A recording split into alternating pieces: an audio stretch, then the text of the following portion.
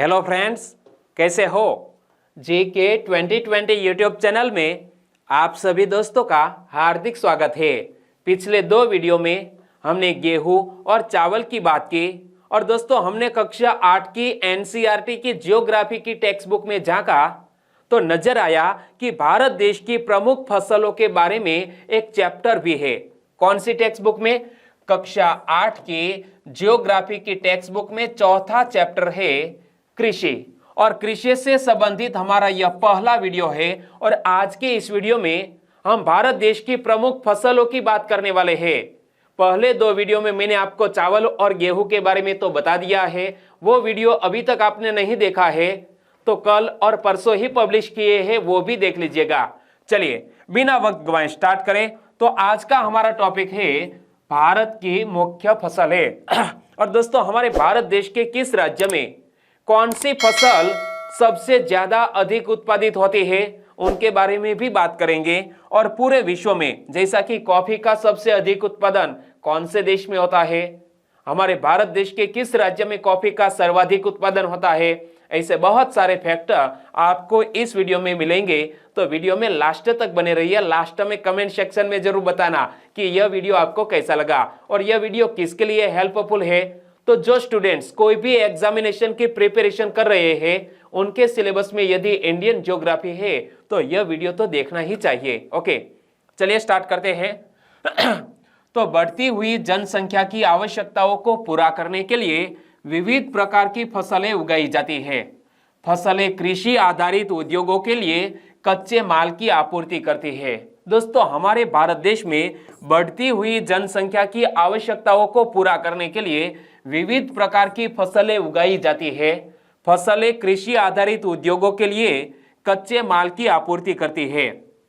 गेहूं, चावल, मक्का और बाजरा मुख्य खाद्य फसलें हैं। इमेज में आप देख सकते हैं कि यह चावल, गेहूं, मक्का, बाजरा खाद्य फसलें हैं, जबकि जूट और कपास रेशेदार फसलें हैं। इमेज में आप देख सकते हैं कि कपास और जूट रेशेदार फसलें हैं। तो चाय और कहवा मुख्य पेय फसलें हैं। दोस्तों यह दो सेंटेंस आपने याद रख लिए हैं।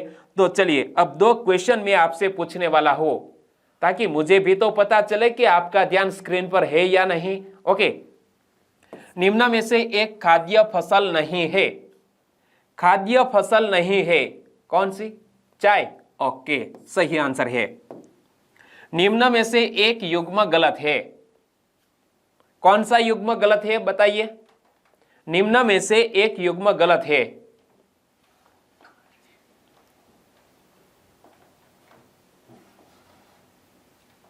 तो दोस्तों गलत युग्म है जूट।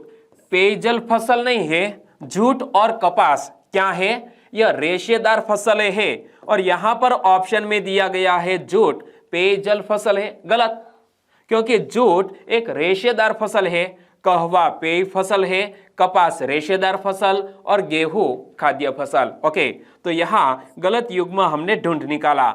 मतलब यह हुआ कि आपका ध्यान स्क्रीन पर है, दोनों के दोनों क्वेश्चन सही हुए। ओके, चलिए अब बात करते हैं चावल की। कल वाले वीडियो में हमने चावल की बात की थी, लेकिन दोस्तों जो एनसीईआरटी की कक्षा 8 की ज्योग्राफी की टेक्स्ट बुक में जो चौथा चैप्टर है या चौथे चैप्टर में जो बात की गई है वो मैं आपके सामने रख रहा हूं। यह विश्व की मुख्य खाद्य फसल है। यह उष्णकटिबंधीय और उपोष्णकटिबंधीय प्रदेशों का मुख्य आहार भी है। चावल के लिए उच्च तापमान, अधिक आर्द्रता एवं वर्षा की आवश्यकता होती है। सबसे पहले तो हमें यह जानकारी होनी चाहिए कि चावल के लिए दोस्तों कौन सी भूमि कृषि के लिए योग्य होती है। तो यह विश्व की मुख्य खाद्य फसल है। यह उष्णकटिबंधीय और उपोष्णकटिबंधीय प्रदेशों का मुख्य आहार भी है।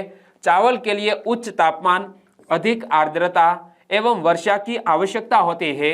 यह फसल चीका युक्त जलोढ़ मृदा जिसमें जल रोकने की क्षमता हो, ऐसी भूमि में सर्वोत्तम ढंग से यह कृषि की जाती है। यानी कि यह चावल की फसल बहुत ही अच्छी होती है। कैसी मृदा में? तो चीका युक्त जलोढ़ मृदा में। और चीन चावल उत्पादन में अग्रणी देश है। पूरे विश्व में चावल के उत्पादन के मामले में चीन पहले स्थान पर, और इसके बाद क्रमशः भारत, जापान, श्रीलंका और मिस्र है। और सबसे ज्यादा निर्यात किस देश में होता है दोस्तों? नीचे कमेंट सेक्शन में जरूर बताना। ओके, अनुकूल जलवायविक दशाओं में जैसा कि पश्चिमी बंगाल और बांग्लादेश में एक वर्ष में से 2 से 3 फसलें उगाई जाती है। क्या? अनुकूल जलवायविकीय दशाओं में पश्चिमी बंगाल और बांग्लादेश में एक वर्ष में 2 से 3 फसलें उगाई जाती है। चलिए दोस्तों, क्वेश्चन आपके लिए, विश्व की मुख्य खाद्य फसल कौन सी है? चावल, चावल को धान भी कहते हैं, तो विश्व की मुख्य खाद्य फसल है चावल। चावल की फसल के संदर्भ में निम्नलिखित कथनों पर विचार करें। 3 कथन दिए हैं और कौन सा या कौन से कथन सत्य है वो आपको गैस करना है। चलो पढ़ो। पश्चिमी बंगाल चावल का मुख्य उत्पादक राज्य है। पश्चिमी बंगाल चावल का मुख्य उत्पादक राज्य है, यह कथन बिल्कुल सही है और कल भी मैंने आपको बताया था। चीन चावल उत्पादन में अग्रणी उत्पादक देश है। दोस्तों, चावल के उत्पादन में चीन अग्रणी उत्पादक देश है, यह कथन सही। चावल के लिए निम्न तापमान और कम वर्षा की आवश्यकता होती है, यह कथन गलत हो गया, क्योंकि चावल के लिए उच्च तापमान और अधिक वर्षा की आवश्यकता होती है। और हमें पूछा गया है कौन सा कथन सही है? 1 और 2 नंबर का कथन सत्य, तो आंसर बन जाता है ऑप्शन ए। ऐसी प्रैक्टिस भी आपको कर लेनी चाहिए। ओके, आगे बात करते हैं गेहूं फसल की। तो दोस्तों, गेहूं से संबंधित अलग से वीडियो मैंने आपको प्रोवाइड किया है, लेकिन यह एनसीईआरटी की टेक्स्ट बुक में जो इंफॉर्मेशन थी उनको हमने इस वीडियो में कवर किया है। गेहूं के वर्धन काल में मध्यम तापमान एवं वर्षा और शस्य कर्तन के समय तेज धूप की आवश्यकता होती है। यहाँ एक शब्द आया शस्य कर्तन। शस्य कर्तन का मीनिंग क्या होता है? फसल की कटाई करना। फसल की कटाई जिसको कहा जाता है शस्य कर्तन। तो यह गेहूं के शस्य कर्तन के समय तेज धूप की आवश्यकता होती है और इसका विकास सुअपवाहित दोमट मृदा में सर्वोत्तम ढंग से होता है। यह गेहूं की कृषि के लिए कौन सी मृदा सर्वोत्तम मानी जाती है? तो सुअपवाहित दोमट मृदा सर्वोत्तम मानी जाती है। गेहूं संयुक्त राज्य अमेरिका, कनाडा, अर्जेंटीना, रूस, यूक्रेन, ऑस्ट्रेलिया और भारत में विस्तृत रूप से उगाया जाता है और भारत में यह शीत ऋतु में उगाया जाता है। क्या? हमारे भारत देश में गेहूं शीत ऋतु में उगाया जाता है। और मैंने कल आपको बताया था कि गेहूं में एक प्रोटीन भी होता है और प्रोटीन हानिकारक है। वो कौन सा प्रोटीन था? ग्लूटेन। क्या? ग्लूटेन। अमेरिका के एक सर्वे में यह बात सामने आई थी। तो गेहूं संयुक्त राज्य अमेरिका, कनाडा, अर्जेंटीना, रूस, यूक्रेन, ऑस्ट्रेलिया और भारत में विस्तृत रूप से उगाया जाता है और भारत में यह शीत ऋतु में उगाया जाता है। तो दोस्तों, गेहूं की फसल के लिए शीत ऋतु और वसंत ऋतु सर्वोत्तम मानी जाती है। चलिए क्वेश्चन, गेहूं की फसल के संदर्भ में निम्नलिखित कथनों पर विचार करें। 3 कथन और कौन से कथन सत्य वो आपको पता लगाना है। चलो पढ़ते हैं। गेहूं की कटाई के समय अधिक आर्द्रता की आवश्यकता होती है। गेहूं की कटाई के समय अधिक आर्द्रता की आवश्यकता होती है, यह कथन गलत, क्योंकि गेहूं की कटाई के समय अधिक आर्द्रता की नहीं बल्कि तेज धूप की आवश्यकता होती है। तो पहले नंबर का सेंटेंस गलत। भारत में यह वर्षा ऋतु में उगाया जाता है, गलत। मैंने आपको बताया कि यह एक रबी फसल है और यह शीत ऋतु और वसंत ऋतु में उगाया जाता है और यहां पर लिखा है वर्षा ऋतु में, तो यह कथन भी गलत हो गया। गेहूं संयुक्त राज्य अमेरिका, कनाडा, अर्जेंटीना में विस्तृत रूप से उगाया जाता है, यह कथन सही। और हमें पूछा गया है कौन सा कथन सत्य है? केवल 3 नंबर का कथन सत्य, तो आंसर बन जाता है ऑप्शन बी। आगे बात करते हैं मिलेट की। मिलेट को हिंदी में कहते हैं बाजरा। हमारे भारत देश के प्रयासों से यूनाइटेड नेशंस ने 2023 के वर्ष को अंतर्राष्ट्रीय बाजरा वर्ष घोषित किया है। इसीलिए हमें मिलेट के बारे में पता होना चाहिए। हमारे भारत देश में बाजरे का सर्वाधिक उत्पादन किस राज्य में होता है? राजस्थान राज्य में। ये मोटे अनाज के रूप में भी जाने जाती है और कम उपजाऊ तथा बलुई मृदा में उगाई जा सकती है।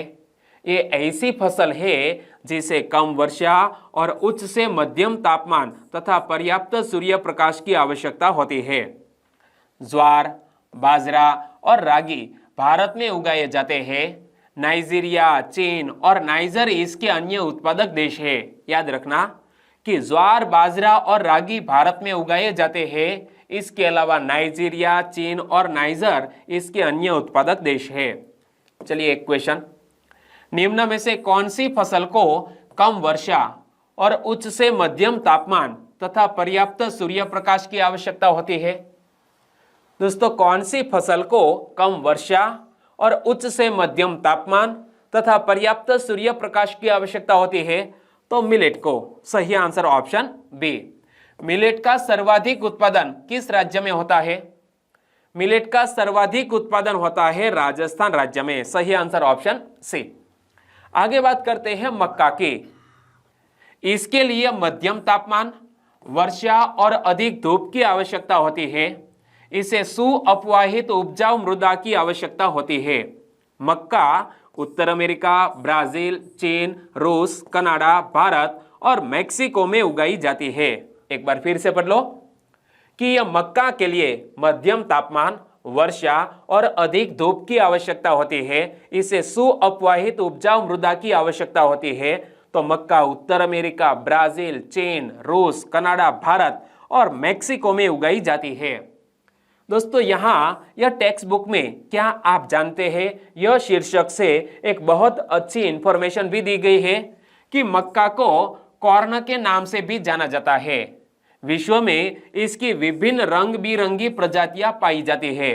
दोस्तों, काले रंग के भी मक्का होते हैं और मक्का को क्या कहा जाता है? कॉर्न भी कहा जाता है। चलिए क्वेश्चन आपके लिए, मक्का के संदर्भ में निम्नलिखित कथनों पर विचार करें और कौन सा कथन सही है वो आपको गैस करना है। पहला सेंटेंस, मक्का को कॉर्न के नाम से भी जाना जाता है। सही। इसे सुअपवाहित उपजाऊ मृदा की आवश्यकता होती है। यह कथन भी सही। मक्का उत्तर अमेरिका और मेक्सिको में उगाई जाती है। यह कथन भी सही। और हमें पूछा गया है कौन सा कथन सही है। उपरयुक्त सभी कथन बिल्कुल सही, तो आंसर बन जाता है ऑप्शन डी।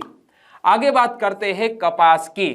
दोस्तों, जिस क्षेत्र से मैं बिलोंग करता हूं, तो मेरे आसपास के यह कृषि योग्य भूमि में यदि सबसे अधिक कोई फसल उगाई जाती है तो वो है कपास और मूंगफली।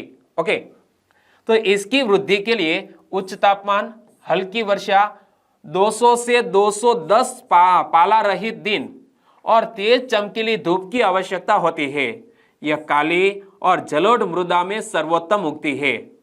कपास की कृषि के लिए कौन सी भूमि योग्य है, उनके लिए कैसा वातावरण होना चाहिए वो देखो कि इसकी वृद्धि के लिए उच्च तापमान, हल्की वर्षा, 200 से 210 पाला रहित दिन और तेज चमकीली धूप की आवश्यकता होती है।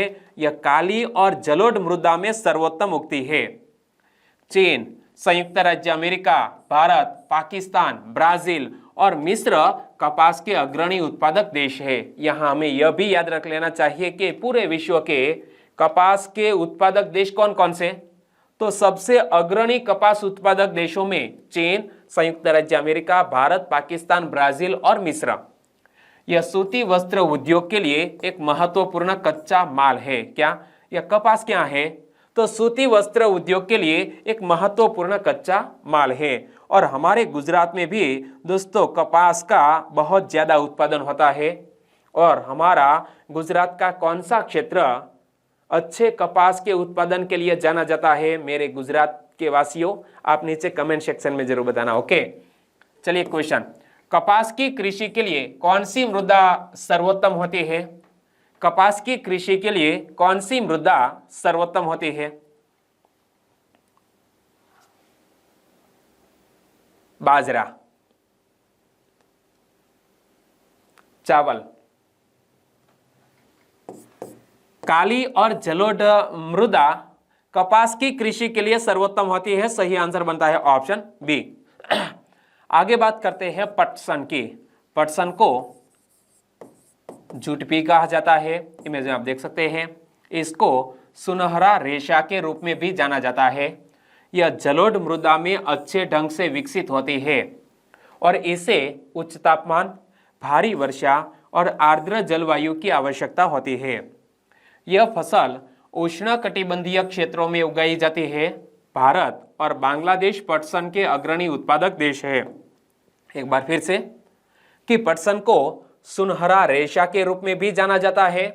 यह जलोढ़ मृदा में अच्छे ढंग से विकसित होती है और इसे उच्च तापमान, भारी वर्षा और आर्द्र जलवायु की आवश्यकता होती है। यह फसल उष्णकटिबंधीय क्षेत्रों में उगाई जाती है। भारत और बांग्लादेश पटसन के अग्रणी उत्पादक देश है। क्वेश्चन, कौन सा देश पटसन का अग्रणी उत्पादक देश है? पटसन का अग्रणी उत्पादक देश भारत और बांग्लादेश। भारत और बांग्लादेश, तो हमारा सही आंसर बन जाता है ऑप्शन डी। बी और सी दोनों पटसन के अग्रणी उत्पादक देश है। आगे बात करते हैं कॉफी की। इसके लिए गर्म एवं आर्द्र जलवायु और सुअपवाहित दोमट मृदा की आवश्यकता होती है। इस फसल की वृद्धि के लिए पर्वतीय ढाल अधिक उपयुक्त होती है। ब्राजील कॉफी का अग्रणी उत्पादक देश है। इसके पश्चात कोलंबिया और भारत का नंबर आता है। इमेज में आप देख सकते हैं कि ब्राजील कॉफी का अग्रणी उत्पादक देश और ब्राजील के बाद कोलंबिया और भारत का नंबर आता है। दोस्तों, यहां कॉफी से संबंधित एक रोचक तथ्य यह टेक्स्ट बुक में दिया गया है। एक क्वेश्चन पूछा गया है कि कॉफी के पौधे की खोज किसने की थी? तो हुआ क्या था, देखो एक कहानी है कि कॉफी की खोज के विषय में विभिन्न कहानियां प्रचलित है। लगभग 850 ईस्वी सन में काल्दी नाम का एक अरबवासी जो बकरी चराने वाला था, अपनी बकरियों की अनोखी उछल कूद और हरकतों को देखकर वो परेशान था। एक दिन उसने भी उस सदाहरित पौधे की फलियों को चखकर देखा जिन्हें उसकी बकरियां प्रतिदिन खाया करती थी। इमेज में आप देख सकते हैं। उसने आनंद के भाव का अनुभव करने के बाद अपनी खोज के विषय में संसार को बताया। यानी कि एक आकस्मिक रूप से बकरियां रोज यह कॉफी की जो पत्तियां थी, ऐसी कुछ जो फल थे वो खाया करती थे और बाद में उछल कूद किया करती थे। तो जो यह बकरियां चराने वाला व्यक्ति था जिसका नाम है काल्दी, तो काल्दी ने भी एक दिन जाकर यह चखा और उसे भी आनंद का अनुभव हुआ और बाद में संसार को बताया। कुछ इसी तरह यह कॉफी के पौधे की खोज हुई थी। एक बार फिर से देख लो कि कॉफी के लिए गर्म एवं आर्द्र जलवायु और सुअपवाहित दोमट मृदा की आवश्यकता होती है। इस फसल की वृद्धि के लिए पर्वतीय ढाल अधिक उपयुक्त होती है। ब्राजील कॉफी का अग्रणी उत्पादक देश है। इसके पश्चात कोलंबिया और भारत का स्थान है। और यह कहानी मैंने आपको बता दी। चलिए अब क्वेश्चन, विश्व में कॉफी का सबसे अधिक उत्पादक किस देश में होता है? कॉफी का सबसे अधिक उत्पादन किस देश में होता है? पहले स्थान पर है ब्राजील, दूसरे स्थान पर कोलंबिया, तीसरे स्थान पर है हमारा भारत। आगे बात करते हैं चाय की। इमेज आप देख सकते हैं। चाय के बागान कहां पर पाए जाते हैं? असम राज्य में बागानों में उगाई जाने वाली एक पेय फसल है। इसकी कोमल पत्तियों की वृद्धि के लिए ठंडी जलवायु और वर्ष भर समवितरित उच्च वर्षा की आवश्यकता होती है। एक बार फिर से पढ़ो कि बागानों में उगाई जाने वाली एक पेय फसल बोले तो यह चाय, इसकी कोमल पत्तियों की वृद्धि के लिए ठंडी जलवायु और वर्ष भर समवितरित उच्च वर्षा की आवश्यकता होती है। इसके लिए सुअपवाहित दोमट मृदा और मंद ढाल की आवश्यकता होती है। इमेज में आप देख सकते हैं कि मंद ढाल में यह चाय के बागान बनाए जाते हैं। पत्तियों को चुनने के लिए अधिक संख्या में श्रमिकों की आवश्यकता होती है। इमेज आप देख सकते हैं कि पत्तियों को चुनने के लिए अधिक संख्या में श्रमिकों की आवश्यकता होती है। और दोस्तों चाय, तो किस प्रकार की चाय को जीआई टैग दिया गया है वो भी नीचे कमेंट सेक्शन में जरूर बताना। ओके, वीडियो में मैंने आपको कई बार बताया है और हमारे भारत देश में यह शायद जीआई टैग प्राप्त करने वाली पहली उत्पाद थी। तो किस चाय को जीआई टैग दिया गया है? क्वेश्चन, चाय उत्पादन में प्रथम देश कौन सा है? चाय के उत्पादन में पहले स्थान पर कौन है? दोस्तों पहले स्थान पर है चीन। कुछ साल पहले चाय के उत्पादन में हमारा भारत देश पहले स्थान पर था, लेकिन अब चीन पहले नंबर पर आ गया है। तो सही आंसर बनेगा ऑप्शन बी। वीडियो को खत्म करते हैं। वीडियो वाकई में आपको अच्छा लगा है, हेल्पफुल लगा है तो प्लीज वीडियो को लाइक करें और आपके दोस्तों को इस वीडियो की लिंक फेसबुक, व्हाट्सएप या टेलीग्राम के जरिए दोस्तों को शेयर करना मत भूलिएगा। बस छोटी सी उम्मीद के साथ वीडियो खत्म करते हैं। कल मिलेंगे एक नए टॉपिक के साथ, तब तक के लिए टेक केयर एंड जय हिंद।